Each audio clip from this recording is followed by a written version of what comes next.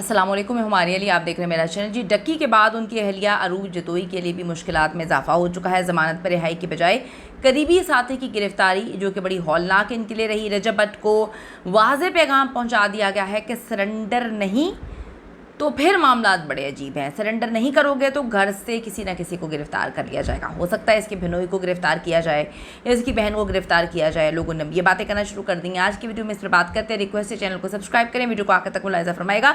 पाकिस्तान में social media influencer की एक के बाद एक गिरफ्तारियाँ जी इस वक्त जारी हैं। जुआ ऐप केस, डक्की और उसकी बेगम की मुश्किलात में हर गुज़रते दिन के साथ इजाफा।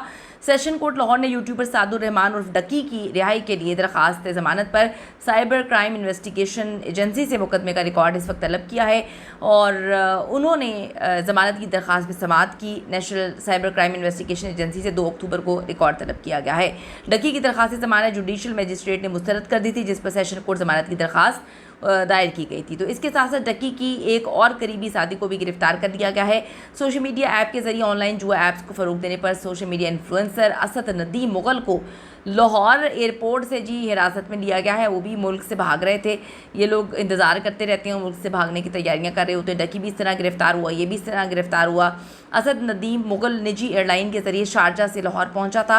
इमिग्रेशन के दौरान सिस्टम की जांच पड़ताल में मुलजिम का नाम रिकॉर्ड पर आने के बाद FIA ने कार्रवाई शुरू की। ज़राए का कहना है कि असद नदीम को डक्की से रवाबित के शुबे में हिरासत में लिया गया है। असद यूट्यूब पर बाबा के नाम से जाना जाता है और डक्की भाई की गिरफ्तारी के बाद से ये छुपा हुआ था, गायब हुआ था। दूसरी तरफ यूट्यूबर रजब भट्ट ने जी टिकटॉकर फातिमा खान की जानिब से जो संगीन इल्ज़ामात लगाए गए हैं उनको मुस्तरद किया है। रजब ने एक पॉडकास्ट में फातिमा खान के इल्ज़ामात पर रद्दअमल देते हुए कहा कि फातिमा के तमाम इल्ज़ामात बेबुनियाद हैं, इसमें किसी भी किस्म की सदाकत नहीं है। उन्होंने कहा मीडिया और पॉडकास्टर्स झूठ बोलने वाले अफराद को गैर ज़रूरी तौर पर अहमियत दे रहे हैं, सिर्फ मेरा नाम इस्तेमाल कर रहे हैं। फातिमा खान ने यूट्यूबर रजब भट्ट पर शादी का झूठा वादा करने, इस्तेहसाल करने और तशद्दुद का निशाना बनाने के संगीन तरीन इल्ज़ामात लगाए हैं। टिकटॉकर ने इल्ज़ाम लगाया कि रजब भट्ट शराब के आदी हैं, लड़कियों को फंसाना, उनका इस्तेमाल करना उनकी पुरानी आदत है, मशगला है। उन्होंने कहा रजब भट्ट ने मुझसे ताल्लुक़ कायम करने से पहले भी कई लड़कियों के साथ ताल्लुकात रखे हुए थे। उन्होंने पॉडकास्ट में मजीद बताया कि उनकी रजब भट्ट से पहली मुलाकात उनके दोस्त के ज़रिए हुई। उनकी दोस्त ने उनका तारुफ बहन के तौर पर कराया और उन्हें रजब भट्ट से मिलवाया था। उस वक्त रजब भट्ट 3 मर्दों और 3 औरतों के साथ मौजूद थे। इन सब जोड़ों की सूरत में ये लोग बैठे हुए थे। फातिमा का मजीद कहना है रजब भट्ट औरतों के बगैर नहीं रह सकते, औरतों की शौकीन है। उनके मुताबिक वो ज़्यादातर वक्त घर से बाहर गुजारते हैं। उन्होंने रजब भट्ट पर फातिमा भट्ट ने रजब भट्ट पर हम जिन्स परस्ती का इल्ज़ाम भी लगाया और कहा कि वो अपनी गलत कार्यों में ना उम्र देखते हैं और ना ही जिन्स देखते हैं।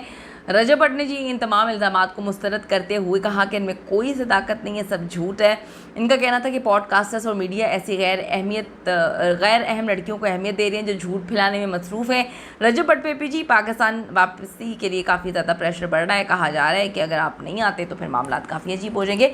यहाँ पर मुझे एक चीज़ नहीं समझ आ रही, एक चीज़ समझने से मैं कासर हूँ कि जब मामला ख़राब हो जाते हैं तो सारे जो हैं वो सोशल मीडिया का सहारा लेते हैं। रजब भट्ट के कज़न पर भी एक यूट्यूबर नहीं, मेरा ख्याल टिकटॉकर ने इल्ज़ाम लगाया था और रजब भट्ट ने एक क्लिप में ये बात बोली थी कि मेरा कज़न बाइज़्ज़त रिहा हो चुका है, केस ख़त्म हो चुका है, उस लड़की ने अपनी ज़िंदगी बर्बाद कर ली, वो उसका फ्यूचर उसने तबाह कर लिया। तो इस तरह की बातें जी ये लोग करते रहते हैं। मैं हमेशा ये बात बोलती हूँ, कोई भी इंसान अगर किसी के साथ रिलेशनशिप में है और आदमी या औरत अगर उसको पता चलता है कि जिसके साथ वो रिलेशनशिप में है वो उसको झूठ बोल रहा है, धोखा दे रहा है, चीट कर रहा है, क्योंकि शिर्क होता है जब आप मोहब्बत में किसी के साथ गद्दारी करते हैं। तो अगर कोई ऐसा कर रहा है तो उसको छोड़ देना चाहिए, उसके हाल पे छोड़ देना चाहिए। सोशल मीडिया पे आकर आप गंद घोलेंगे तो यकीन करें किसी पर भी, कोई भी, मैं एक जनरल बात करी हूँ, कीचड़ में पत्थर फेंकने से कपड़े आपके ख़राब होते हैं। जो भी कोई ऐसा होता है उसको फ़र्क नहीं पड़ता। हमें ये समझने की ज़रूरत है कि अगर हमें अल्लाह ताला ने किसी का असल चेहरा दिखा दिया है तो हमें उसको गलत अपने मुताबिक पेंट करने की कोशिश नहीं करनी चाहिए। दिल को तसल्ली देके कि वो लड़का या वो लड़की सही होंगे, और अगर हमें किसी की असलियत पता चल गई है तो हमें इसको छोड़ देना चाहिए। उसको बदनाम करेंगे तो चीज़ें हमारे ऊपर भी आएंगी, हम भी गंदे होंगे। यही सबसे गंदी चीज़ है कि किसी ऐसे इंसान से मेरा राब्ता हो या मेरा ताल्लुक़ रहा हो जो मुझे धोखा दे रहा है। मेरे लिए यही तकलीफ़ की बात होगी और मैं उस इंसान को छोड़ना पसंद करूँगी जो आपको धोखा दे रहा है, आपके साथ डबल गेम खेल रहा है और मोहब्बत में शिरक कर रहा है। कीमती राय दीजिएगा। See you in the next video.